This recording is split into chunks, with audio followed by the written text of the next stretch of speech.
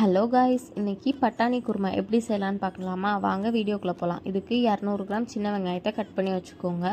தேவையான அளவு பட்டாணி எடுத்துக்கோங்க. ஒரு 2 உருளைக்கிழங்கு அந்த மாதிரி பீஸ் போட்டு வச்சுக்கோங்க. இப்போ அரைக்கிறதுக்கு ஒரு அரை முறி தேங்காய், சின்ன வெங்காயம், 1.5 தக்காளி, கருவேப்பிலை, கசகசா, சோம்பு இது எல்லாத்தையுமே மிக்சரில் போட்டு நல்லா மையாக அரைச்சி எடுத்துக்கலாம்.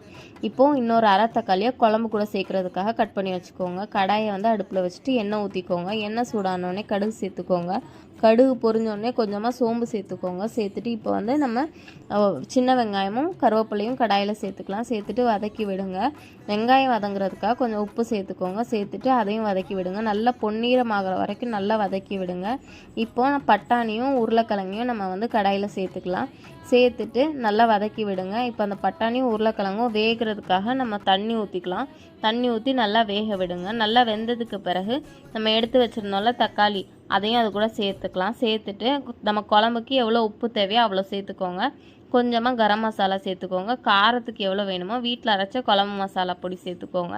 சேர்த்துட்டு நல்லா மிக்ஸ் பண்ணி விடுங்க. விட்டுட்டு இப்போ நம்ம அரைச்சி வச்சுருந்தோம்ல தேங்காய் விழுது, அதையும் நம்ம சேர்த்துக்கலாம். சேர்த்துட்டு நல்லா மசாலா ஒன்றோட ஒன்று ஒட்டாத வரைக்கும் நல்லா கலந்து விடுங்க. அவ்வளோதான்.